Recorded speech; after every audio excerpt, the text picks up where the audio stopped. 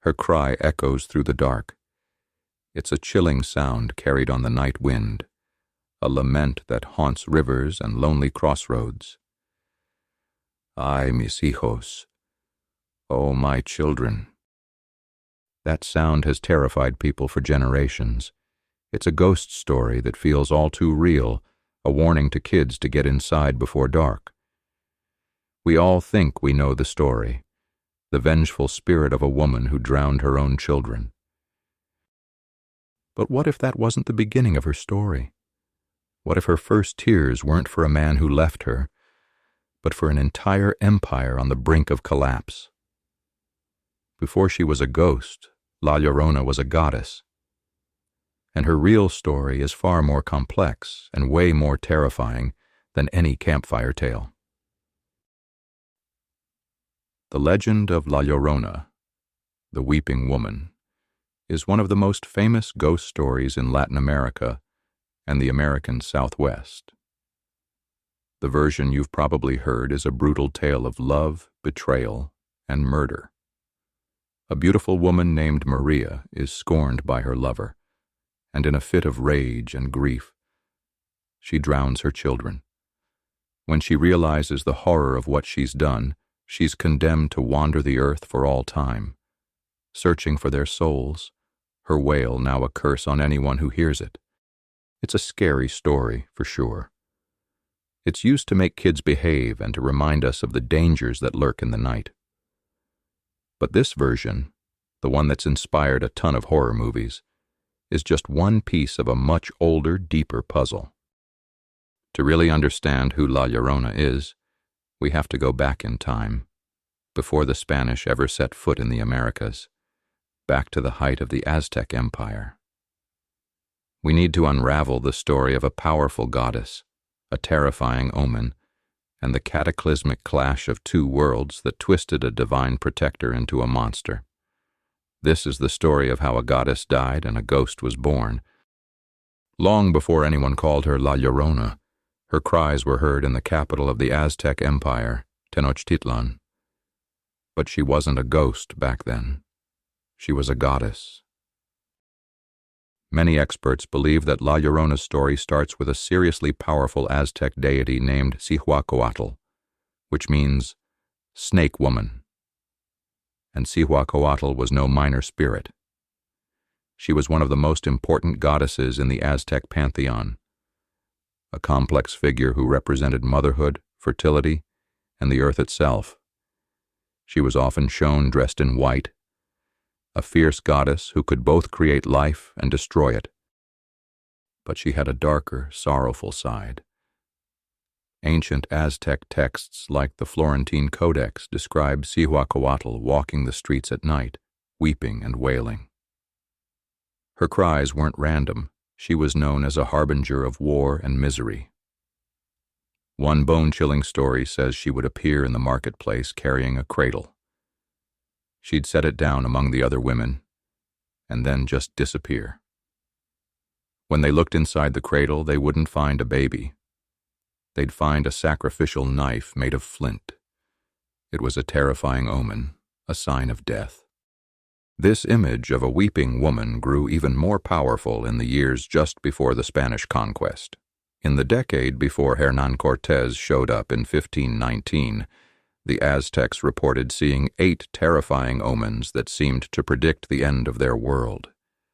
There was a comet that looked like a bleeding ear of corn, a temple that just burst into flames, and a lake that boiled over and flooded parts of the capital. And then there was the 6th omen. Night after night, the people of Tenochtitlan heard a woman crying in the darkness. She wasn't weeping for a lost lover. She was weeping for them. For her children, the Aztec people. Accounts from Nahuatl speakers who lived through it say her cries were a desperate warning. She would weep, "My children, we must flee this city." Or, "My children, where can I possibly take you?" Many believe this weeping woman was Cihuacóatl herself, mourning the destruction she knew was just over the horizon. Her tears were a prophecy. She wasn't a monster. She was a divine mother grieving the coming death of her children and their entire way of life. But when that end finally came, her story was twisted into something else entirely. The arrival of the Spanish conquistadors was a brutal, world-shattering event. It wasn't just a war fought with weapons. It was a war of cultures, of gods, and of stories. As the Aztec Empire fell and a new colonial society was built right on top of its ruins, native beliefs were crushed, demonized, or mashed together with European ideas. And this is where the divine goddess began her chilling transformation into the vengeful ghost we know today.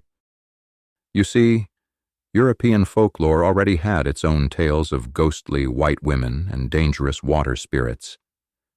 These stories started to blend with the Aztec legend of the weeping goddess. Slowly, the story began to change. The woman's grief was no longer for her people but for her own children. Her cries were no longer a warning, but a curse. This new story got tangled up with another powerful and controversial woman from the Conquest, La Malinche. Also known as Malintzin or Doña Marina, she was an enslaved Nahua woman who became the interpreter and advisor for Hernán Cortés. She was also the mother of his son, Martín, who is often called the first mestizo, or person of mixed European and indigenous heritage. To this day, La Malinche is a complicated figure in Mexico. Some see her as the mother of a new culture, while others see her as a traitor who helped the Spanish destroy her own people. This story of betrayal and tragic motherhood made her the perfect person to merge with the weeping woman legend. The story evolved again. La Llorona was now a native woman who had children with a rich Spaniard. But he abandons her to marry a Spanish woman of his own class. In her rage and despair, she kills the very children who are proof of their union. Her personal tragedy became a symbol for the trauma of the conquest itself. The children she drowns aren't just her own kids anymore. They represent the indigenous culture and identity that was lost to colonization. And that version of the story, it stuck. It dug in deep, capturing the pain, guilt, and profound loss felt by a conquered people. The goddess who wept for an empire was remade into a woman who wept for her own sins. Her story was twisted into a cautionary tale, and she was no longer a divine protector, but a symbol of betrayal. The weeping goddess was dead. In her place, a truly terrifying ghost had been born. For centuries, La Llorona's legend has spread, carried on the whispers of oral tradition all across Mexico, Central America, and into the United States. And like a river, her story changes course a little bit everywhere it goes, adapting to the fears of each community that tells it. In Mexico City, they say she appears in the canals of Xochimilco. In the American Southwest, her story is told to keep kids away from dangerous rivers and arroyos. The core pieces are always there: the woman in white, the water, the heartbroken weeping, but the details shift. Today, La Llorona is so much more than just a ghost story. She's a powerful cultural symbol. On one hand, she's the bogeyman, a way for parents to scare their kids into behaving. But she's also a much more complex figure. For many, she represents the lasting trauma of colonialism. Chicana feminist writers and artists have even reclaimed her story, seeing her not as a monstrous mother, but as a woman resisting oppression and violence. In their hands, her wail isn't just a cry of grief, but a cry of rage. You can see just how powerful her story is by how often she shows up in pop culture. She's in movies, from horror flicks to more politically charged films.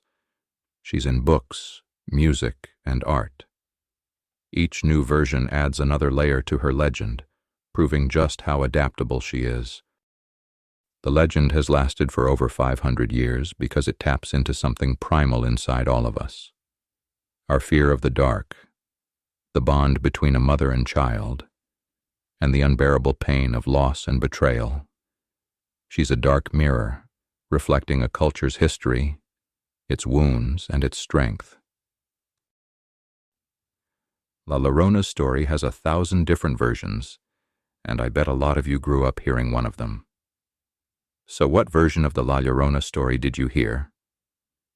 Is there a river or a road in your hometown that she haunts? Let me know in the comments below. I'd love to read about all the different ways her legend is still alive.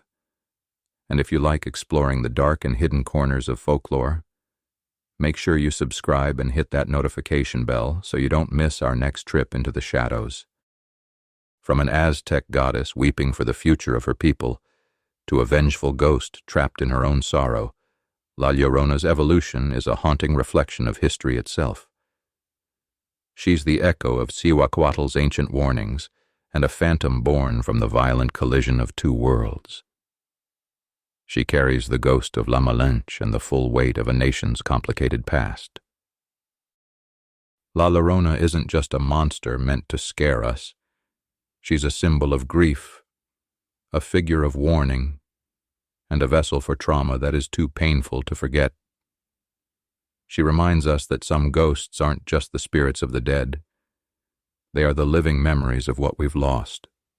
And so, she continues to wander, forever weeping by the water's edge, a timeless legend that refuses to be silent.